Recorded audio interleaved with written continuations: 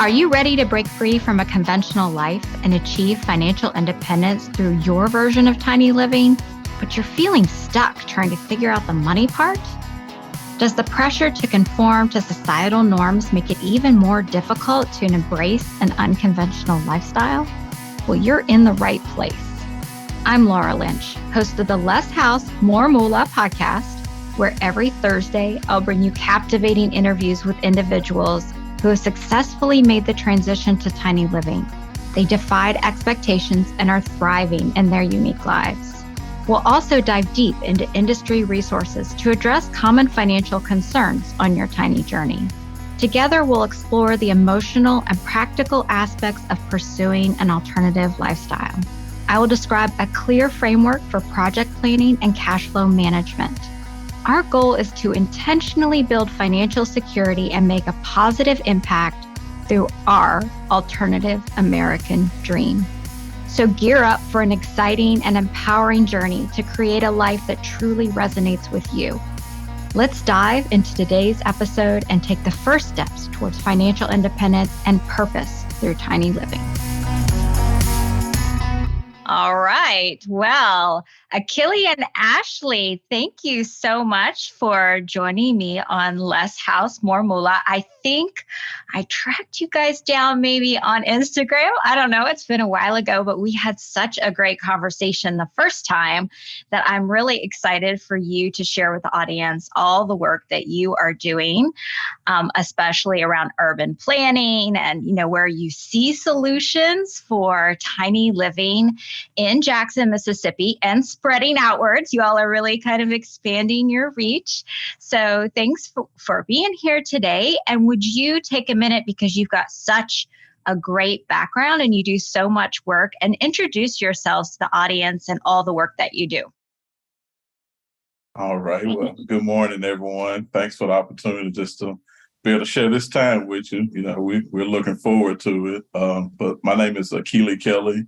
I'm an architect here in Jackson, Mississippi. I co-own two companies with my wife, Tiny Jackson and the Kelly Factory, whereas Tiny Jackson is more so focused on tiny home development and various housing types related to that kind of style of development.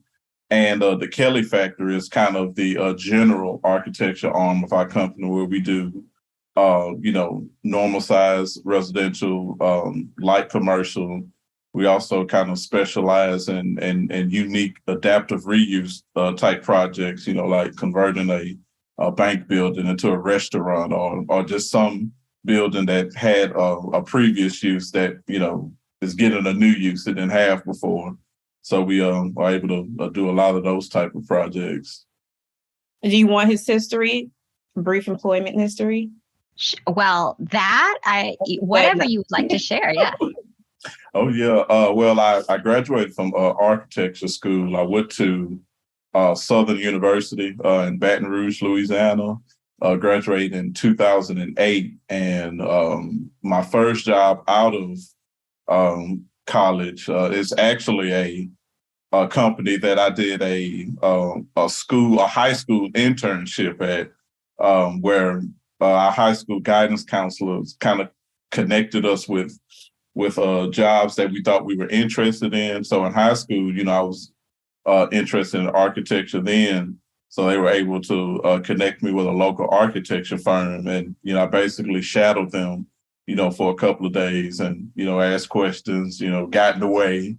But, kind of full circle, I was able to go back to that same firm once I graduated and worked there for about 3 years. Got a chance to work on a lot of interesting projects in the city because it was a smaller firm, that I was able to actually work on a lot of projects that, some of my peers, that, were in larger cities and maybe working for larger firms didn't get a chance to work on those caliber of projects. So I was very fortunate to be able to get that type of experience early on, and kind of took that into and kind of realizing that I was more interested in the larger scope of architecture, kind of going into the urban and city planning aspect. And that's what led me to go work for the city of Jackson, where I worked in the planning department as a city planner, as well as a historic preservation planner. And I felt like that just gave me, more tools to kind of expand, or figuring out the type of architect that I wanted to be, not just, someone that sits down and designs buildings all day, but, is actually looks at the larger context of how these buildings work and how they, improve the lives of those who occupy those buildings. And I think that's even, trickled into our desire to want to, get more into the tiny home aspect, because I just thought it was just another unique opportunity to, use a design and planning kind of platform to, really impact, the kind of social context of, what architecture is all about. Okay. I love that.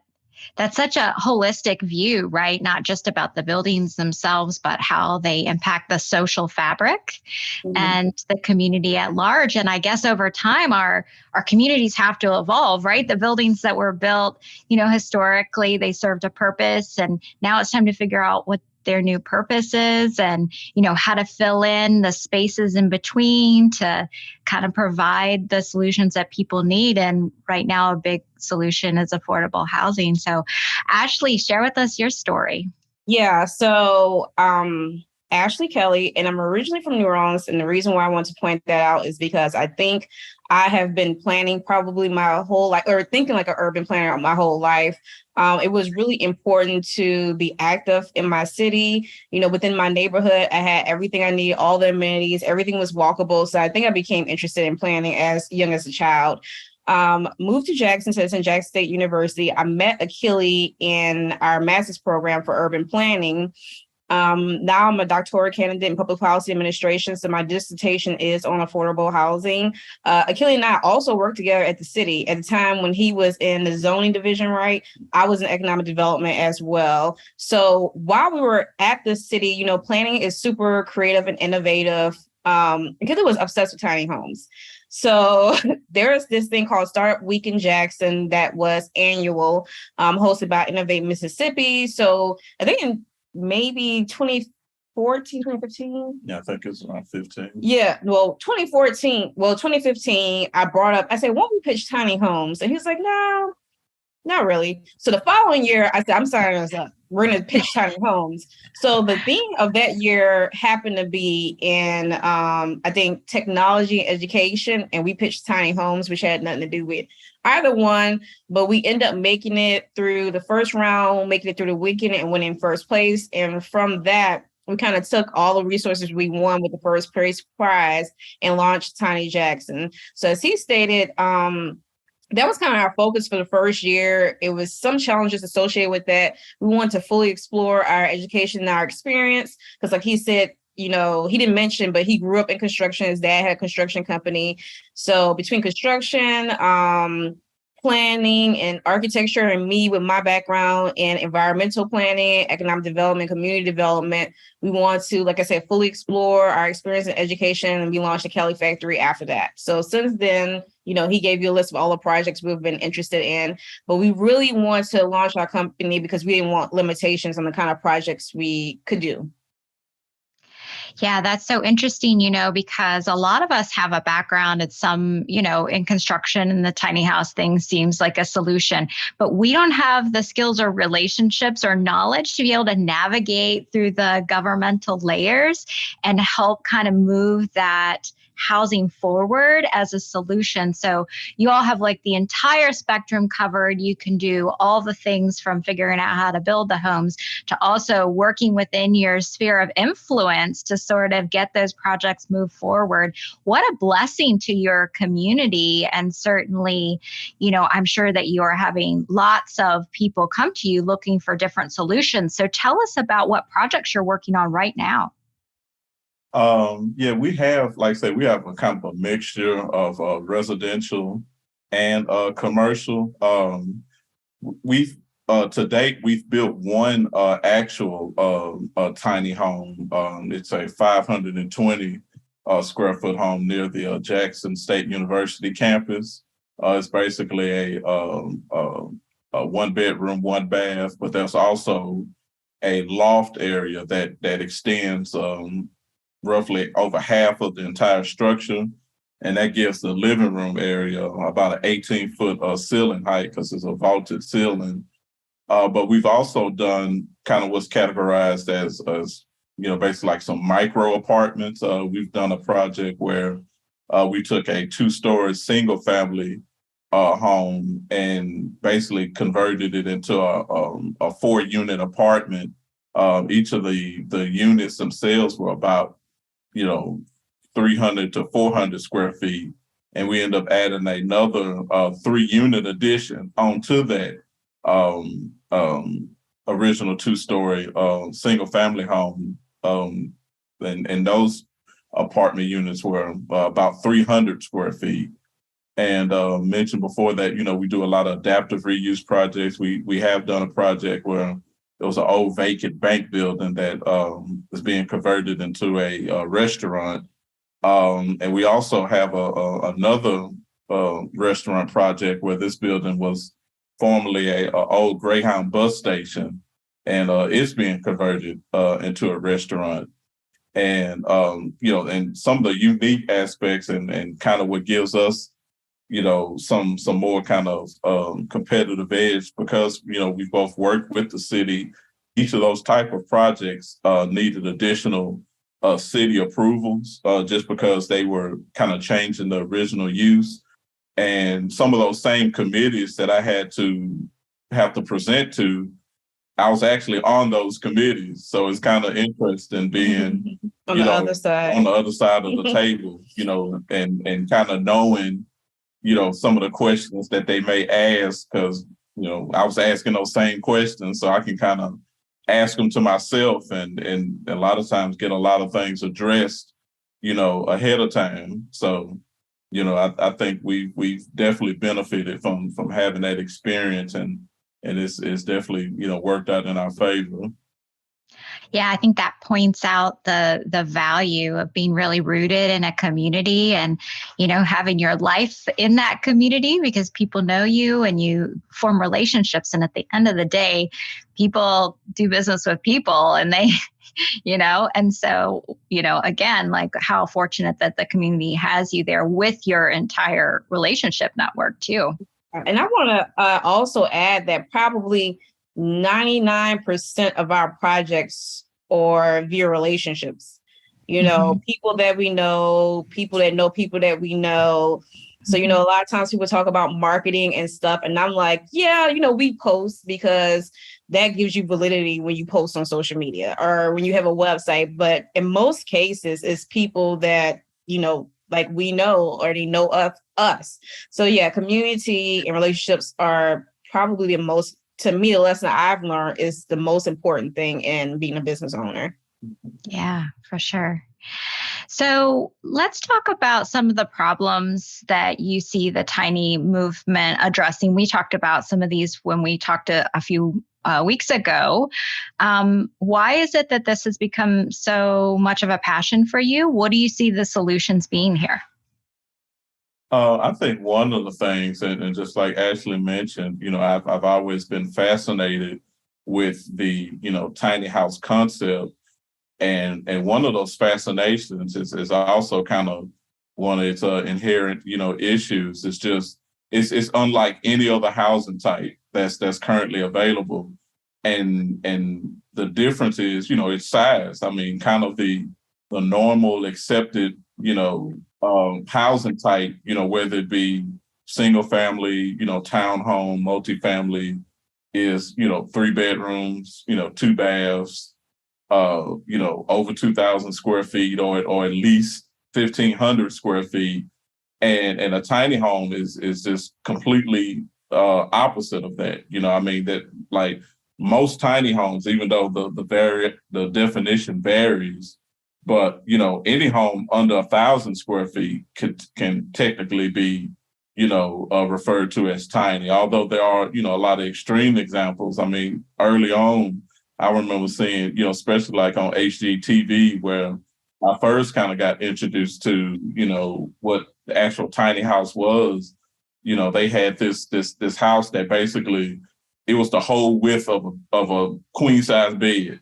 And the queen size bed was the loft that basically was the whole width of the house. And I just thought that was so interesting because it's just completely different from, what you typically see. But, the benefit of that, kind of going back to referencing, the tiny house we had built, the construction cost is probably equivalent to what the down payment costs of a traditional size home. So, there's that financial benefit to it. But, some communities, and fortunately Jackson is one of those communities where they have a lot of regulations against the size of the home. And in some communities, they do have covenants that may require you to have a certain, square footage or even a certain, architectural style. But in Jackson specifically, as long as you're able to build that home within the zoning regulations, the setback regulations for that particular area, which for single family is typically, 25 feet rear and front yard, rear yard setbacks and 5 feet on the side. As long as you're able to build within that kind of imaginary boundary, the size isn't, really an issue. But, even getting a bank to kind of sign off on that, because that was another issue that, the owner of the now tiny home kind of faced. She went through about almost like 8 or 9 lenders before she actually found one that was able to, agree to finance, such a small, project because, it a lot of times gets the banks didn't see the profitability of, a new construction for a $50,000, $60,000 house when they're used to, $200,000, $300,000 homes. But we were able to find one that agreed to do it. And of course, it's even more prevalent in other areas too. And I think that's the thing that I believe is going to really cause it to take off. I mean, cities like Atlanta and Austin and, they're building whole tiny home communities, and that's ultimately what we want to be able to get to is to build a lot of these kind of clusters and instead of just kind of the one unit at a time. Yeah, and I just, for me, since I'm working on my dissertation on affordable housing, tiny homes was one of the biggest interventions. Actually, that was my second dissertation topic, but it wasn't sufficient information for me to use it as a dissertation topic. But, when you think about a target market, it hits so many target markets. It hits the people who are wanting to downsize, are empty nesters. It hits young professionals, families, veterans, it can address homelessness. So it's more affordable. You can have, we've seen like the trend on TV and stuff and blogs or whatever, being able to custom design your home. Because as Akili mentioned, even though our first tiny home is a tiny home, it has a full kitchen, it has a regular bathroom. Those are usually the first questions. What kind of bathroom do they have? Or, can you put appliances in it? So it's just a good option to address the affordability of housing, but also serve as like infill development as well. It tends to be more eco-friendly too. And depending on the location of the tiny home, urban versus rural, you save money on that as well for as commuting and just overall managing the house. So that's why it's one of the more effective home, interventions when it comes to affordable housing. Now, interestingly, for me, the common definition of the size of a tiny home is between 400 and 700 square feet. I tell people often that tiny homes are not new, that you likely stayed in a tiny home, particularly when you stay in major cities. We see New York apartments. We see, I follow so many platforms where like, hey, look at how I, decorated my 500 square feet apartment. So I tell people a lot of times, I said, most people don't know the square feet of where they live. So I'm like 9 times out of 10, depending on the location, you probably stay in a tiny home, but it's just tiny home is kind of a trendy term right now. Yeah, for sure.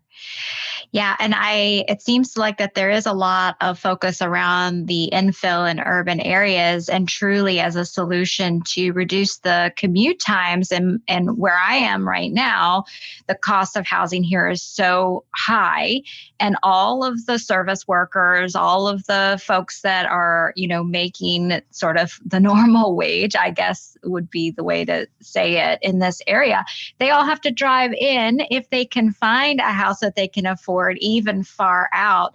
And so by adding those, pocket communities or what have you in the urban landscape, we can reduce those commute times and add quality of life.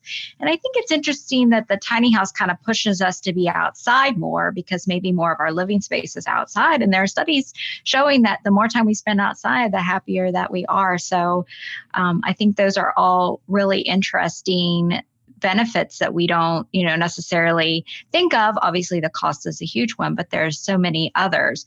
So you mentioned Austin, and you are in Jackson, obviously. What are you seeing as far as support in the real estate development sphere? Does it seem like that this is catching on in the urban areas? Tell me about what you're seeing.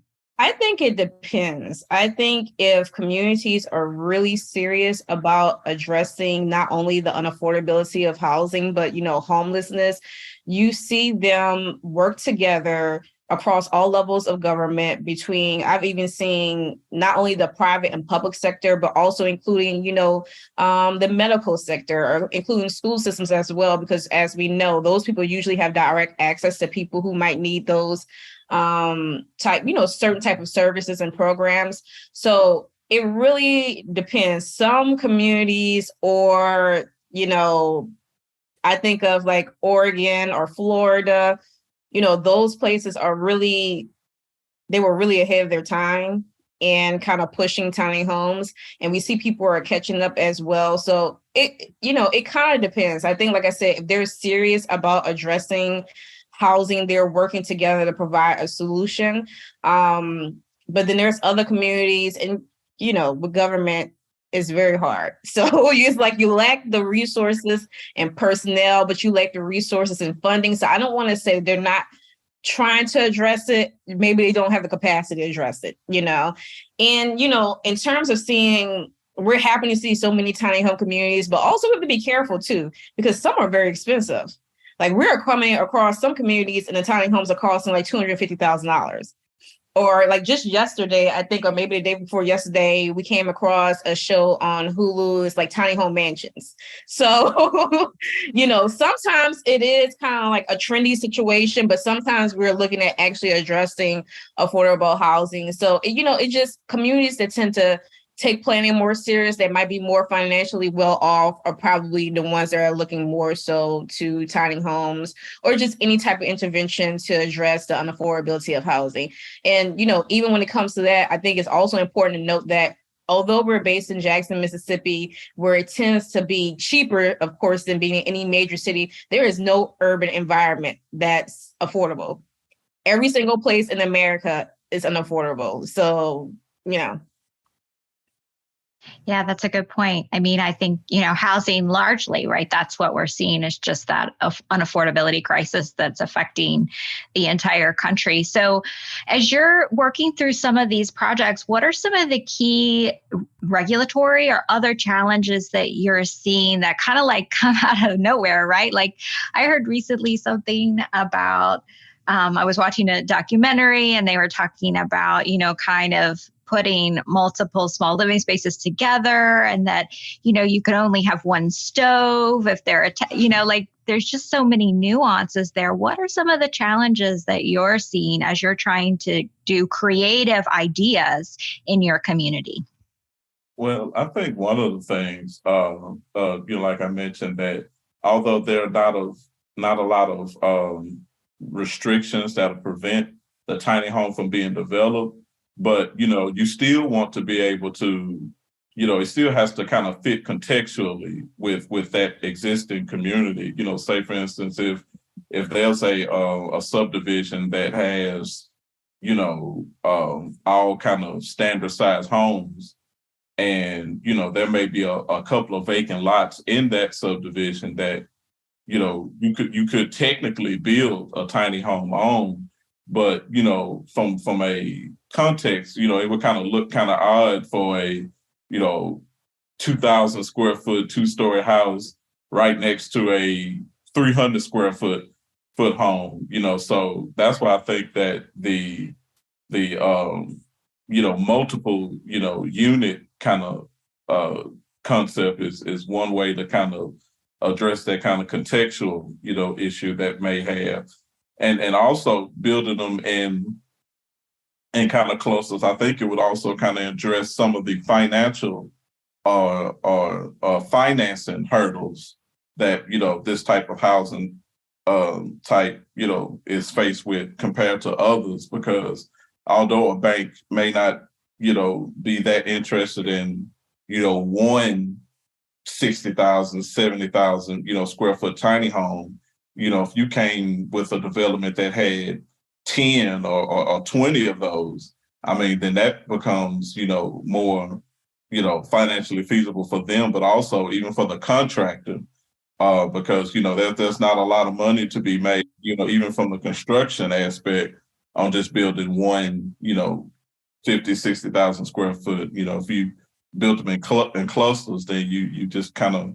able to take advantage of that economies of scale. So I think either one of those will, kind of help address, some of those issues that'll face with it. And this may or may not be considered as a regulatory issue, but there's probably like a dash of NIMBYism. So it's kind of like, will this bring down my property value? Are you guys going to participate in like eminent domain or something? So education is still really important because, like I said, most people don't know the square footage of their homes. So it's kind of like, hey, this is a vacant plot of land to house people. And like, that's all that it is, So I think it's still kind of important to, educate people on tiny homes. And like Akili said, consider it a design as well, which here we have to. You can't just like do one of the tiny home trails and just park it. Not within the city limits anyway. Mm-hmm. Yeah, interesting. Yeah, that was mentioned, I think that's an important point, bringing down everybody's surrounding values, because people, homeowners, protect that home value ferociously. I guess everyone views their home as an investment in some sense, right? And so how do you help them kind of weigh, right? The idea around providing housing for other folks and maybe help them be a little bit more altruistic and think about, how everybody needs a roof over their head. So that's an interesting thing. And, thank goodness for the, social media buzz or the trendiness buzz, although, to your point, it's starting to push tiny houses up market, from a cost perspective, but it is bringing a lot of awareness.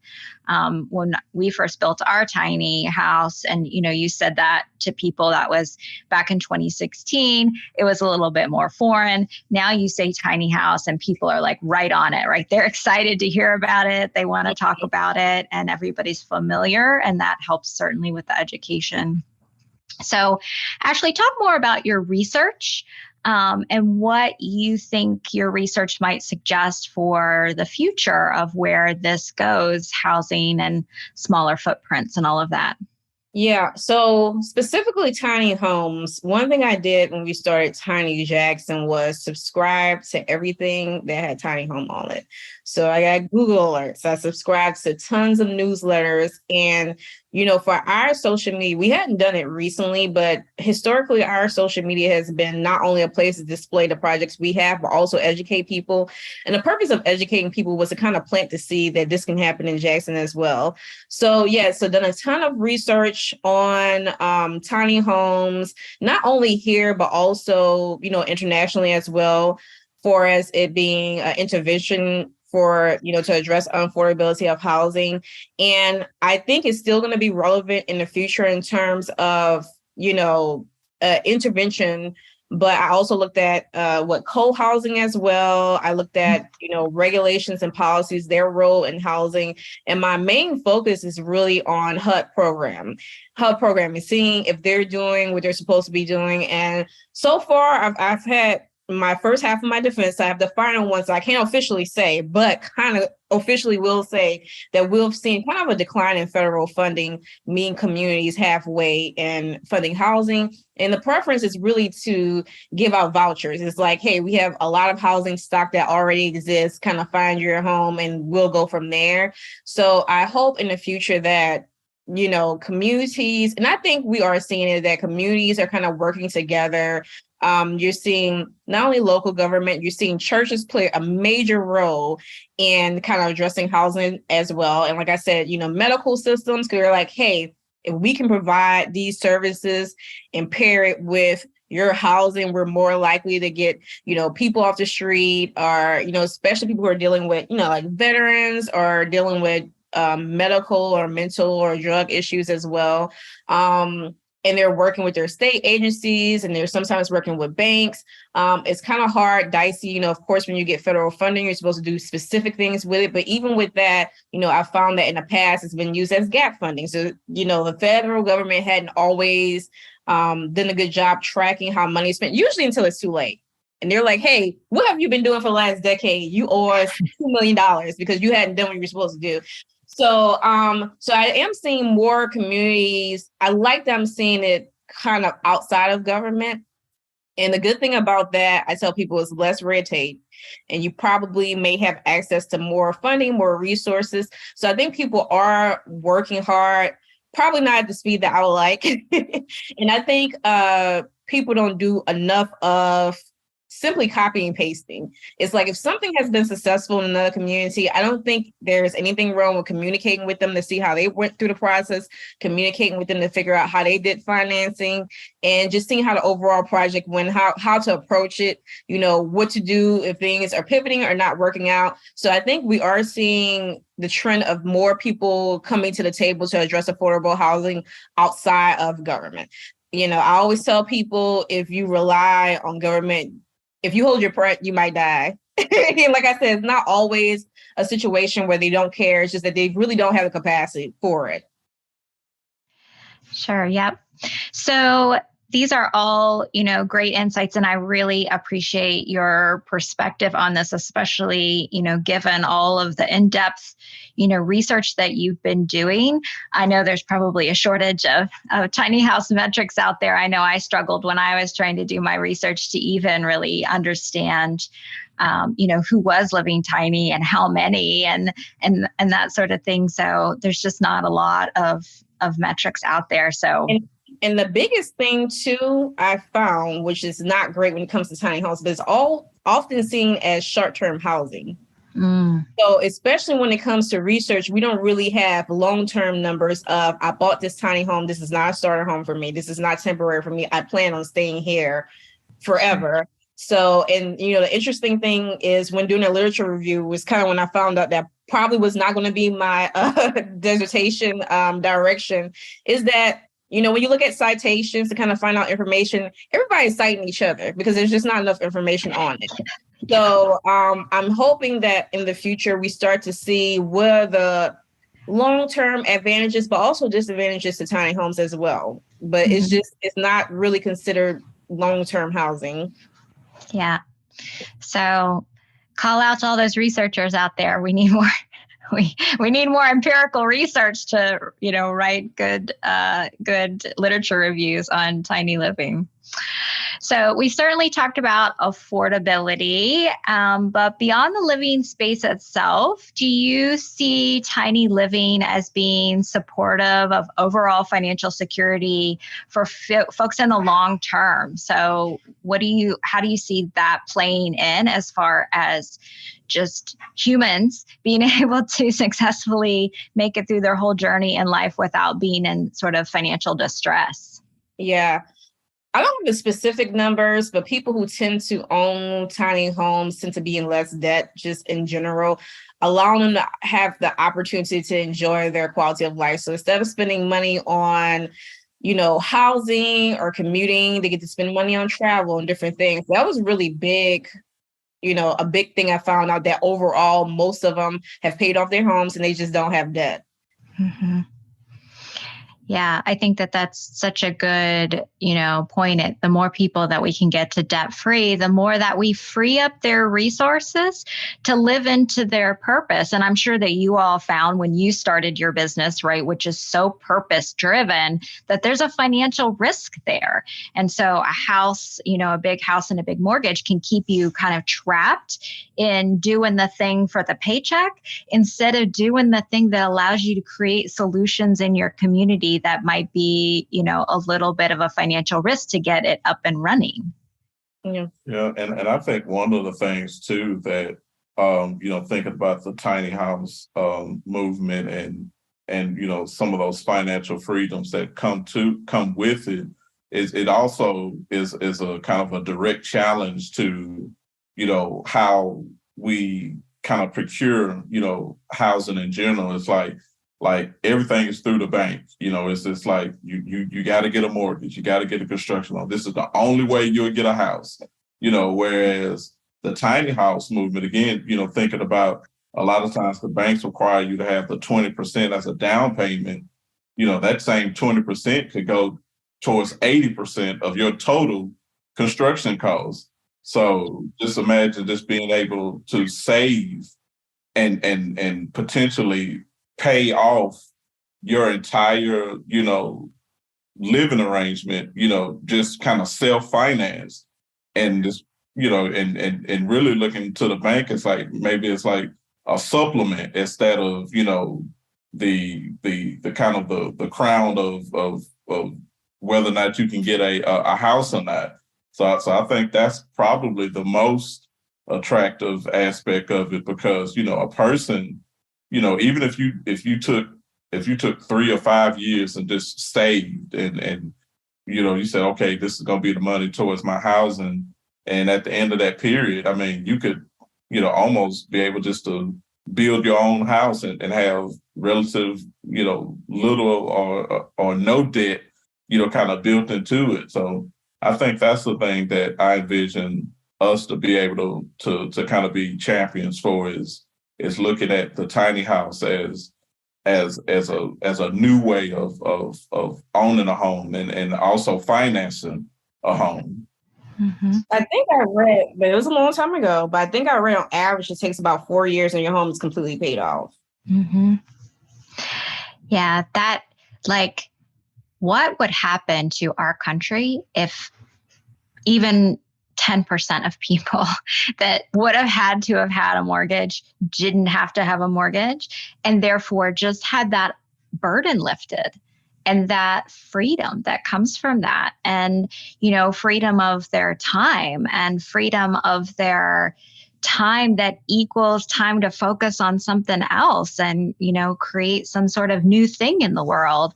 I mean, it could be so huge for individuals. And then the more people that get to follow that path, the more who knows what happens, right? What kind of life comes out of that or what kind of ideas come out of that or, that gives me chills just to think about taking that burden off of people. Yeah. Awesome. Well, Akili, Ashlee, again, so appreciate you being here with me today. What a great discussion. Please share with listeners where they can follow you and get in touch with you. We'll put links in the show notes, but while we're on the audio, where can people track you down? They can track us down at The Kelly Factory, spelled Kelly, across social media. So we're on Facebook, Twitter, Instagram, we're on Threads. I think that's the thing now as well. Of course, they can check out our website, but to stay mostly abreast, I think we post more frequently on social media than we update our website. Awesome. Well, thank you again. And we are super excited about the work that you all are doing. Keep us posted on the progress that you're making in your community. It's super exciting. Thank you. We appreciate it. Appreciate you. Thank you. Well, that's it for today's episode of Less House, More Moolah. To access valuable financial tips and resources tailored to your tiny living journey, join our exclusive community at thetinyhouseadvisor.com. Here you'll find a supportive network of like-minded individuals committed to helping each other navigate the challenges and celebrate the victories of embracing a minimalist lifestyle. So don't miss out on the opportunity to be part of this empowering tribe. Be sure to tune in next Thursday for another insightful episode of Less House, More Moolah, where we'll continue to explore practical solutions and inspiring stories to help you create the life you've always dreamed of. Please see the show notes for important disclosure regarding the Tiny House Advisor LLC and this episode.